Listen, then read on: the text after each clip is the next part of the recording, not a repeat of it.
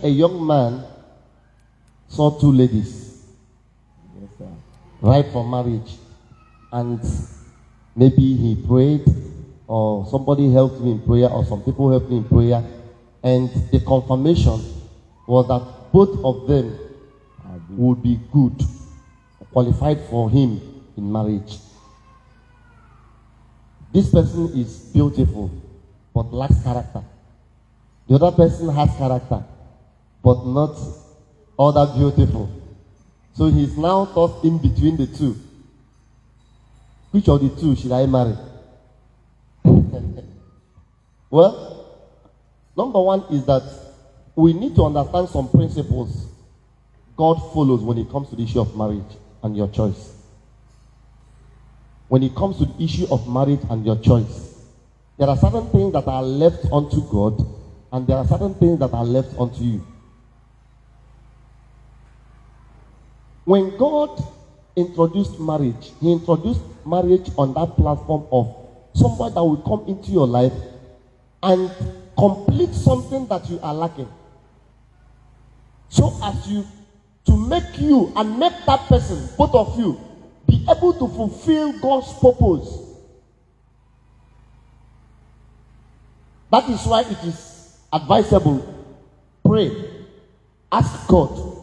But I want to assume that the revelations or the messages all are correct, that both of them are qualified. There is nothing wrong with that.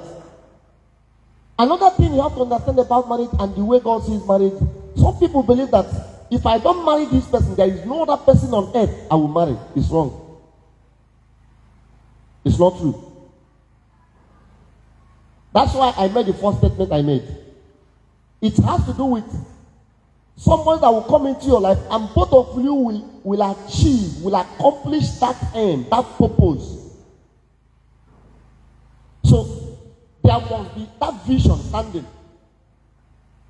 In fact, what will keep both of you going in that marriage is you are looking onto that vision and she is looking onto that vision. You are working towards that purpose. Both of you.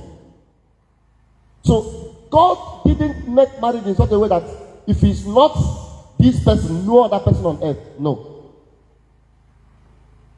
So one of the things, even in prophecy and in spirituality, that brings two persons close has to do with looking at where you are going, and God looks at where she is going, and He tells you, fine. God might decide to look at your spiritual strength, and knowing that spiritually, this person coming into your life, because you yourself, you are not strong to live, because both of you are supposed to be helping each other. You cannot lift this person to that level of accomplishing the purpose of God. And you will be advised. It's advice, so God does not make the choice for you. You will be advised. You are going into a family. You are not just marrying one person. You are marrying so many things from that family. A lot of things from that family is coming into your family. You are building a new family that is made up of something from here and something from there. These are some of the things when it comes to spirituality. The prophet or the prophetess or the seer or the person that is helping you to pray, after praying, revelations will start coming based on these things I'm telling you. Looking at your background, your spiritual ability and whatever, can you lift this person? Will you be able to lift this person to the level, to the standard? And you know, in marriage, for your marriage to succeed, you need to make your partner come to your level so that both of you will be flowing. Can you do that if you have to do with spiritual things? You know, spiritual understanding and maturity. I'm not talking of magic and stuff like that, metaphysics, no. I'm talking of maybe your knowledge of the Word of God. Can you lift this person to that level? Can you create that environment for this person to achieve his or her purpose? These are some of the things that appear in the name of revelation. Hello? Hi. Now, another thing you have to understand, I've said it before. When it comes to the issue of choosing for you, God will not choose for you. Proverbs chapter 18 verse 22 says, he that findeth a wife, he that does what? You will find, because number one is that you must have your own, qualities you have set out, you are looking for. Based on your vision, based on the purpose of God in your life, where you are going, you must have some standards. You must have made some definitions. And one of the things that shows that you are mature for marriage is your ability to do what? To make that decision and take it and stand on it. To take responsibility. The first woman that was given to the first man on earth was God's choice. God met a woman and brought. Yet, God was waiting for Adam's confirmation. God did not discuss with Adam, I want to make a woman for you. God met a woman without name. God didn't give her a name. She just built somebody that looked like Adam, but now with a womb and with other characteristics, and allowed her to come. When Adam saw her coming, Adam said, "Wow, yes, this is wow. God, now you come." That is a sign of acceptance. Before then, God had asked him to get all the animals. God was looking for that. Will he look at anyone and say, "Wow, this one will be with me"? God wouldn't have gone ahead to create woman. But because he couldn't make a choice among the animals and other creations, God now built a woman and allowed the woman to walk close to him. Immediately he said, yes, wow. What? God, thank you for this. God allowed it because that happened to be his choice. But even Adam did not understand it. And that's why he couldn't have a stand concerning the instructions and the guidelines God gave him for him to implement in his own family. Is another issue, but you have to know it. That as a man, it is your duty to have a standard you have created. Now, when both of them, fell out of God's presence, if you remember, when God asked Adam, what happened? What did Adam say? Adam said, "It is the woman you gave me." He didn't say that I chose.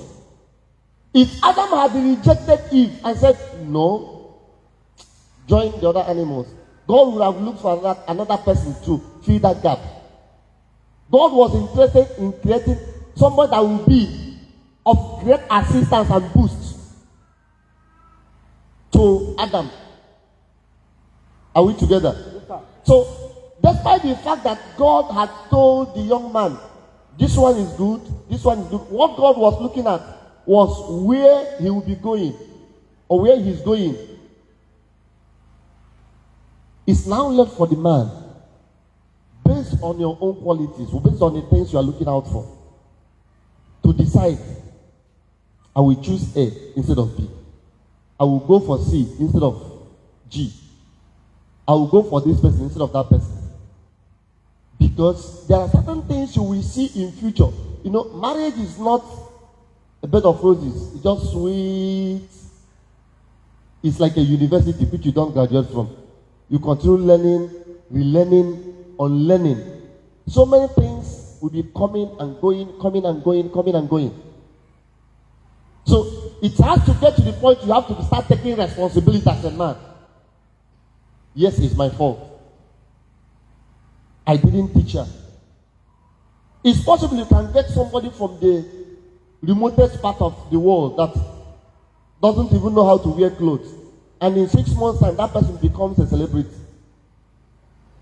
But you have to take it as your responsibility. There is something I've seen in her, but the other ones that appear to be somehow now can be, I think, is it here in one of the programs I taught you? One of the qualities you see in somebody and you go for marriage is teachability. When somebody is ready to receive instructions and new ideas, to talk with you as a friend and get along based on innovation and new ideas, that person, because there is nobody that is 100% of what you are looking for. But there are certain things you can see in that person, and you begin to see that, yes, with time, he or she will get to this standard. When you talk about physical beauty, well, with what we are seeing these days, I doubt if there is any woman that is ugly. I doubt if there is any woman that, because there is a way of appearance that suits every woman. So it's a matter of your eyes. The same person you are telling is not beautiful might be the apple of someone's eye. So it's a matter of you, how you see. What you have to look at, God has told you based on where you are going. This person is beautiful. But character-wise, God may have seen that she can adapt. She can change if you teach her. She doesn't know how to cook, but you like food. But it's of a certainty that she will want to learn. Are you willing to pay the price? I am looking for beauty so that I won't start running after other women. Let her come in, but I'm going to employ someone of myself. I will make out time to start teaching her to know how to cook. Are you getting it? The other person, she knows how to cook. She's homely, she's this, but she's ugly. Well, what am I looking for? Can I help her appearance? I'm not talking of bleaching her skin or whatever. But there is a way you dress, even if you are ugly, and everybody will be applauding. Everybody will be, telling you, wow, your wife is beautiful. Man, you try, it's because your money is going. Your resources are going. No, you have to beautify your woman now. It's your responsibility. Praise the Lord. So when it comes to this point of choice, God allows choice. You make the choice. But when it comes to the point of what God said, God looks at where He is leading you.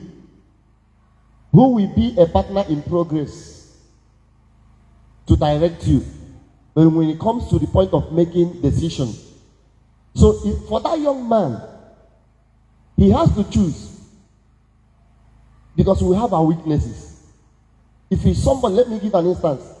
If he's somebody that is fond of a woman that is fair in complexion, and for him, what he's calling beauty now is that this one is fair, it will be very dangerous that the other one is dark in complexion, and he will marry her and start bleaching. Except you marry her and start developing the love. You can develop love. Love can grow and love can die. You start developing the love. It's left for you. But if what appeals to you is somebody that is, you go for that so that you don't start going into adultery. Because a man is attracted by what he sees. A woman is attracted by closeness and feeling. So, it's his choice. I think I have tried my best to say one or two things on the level of advice. He has to make the choice, because he will spend the rest of his life with the woman. Don't ever make a choice for somebody so that that person will not want to Adam and you become God. It's the woman you gave me. God bless you.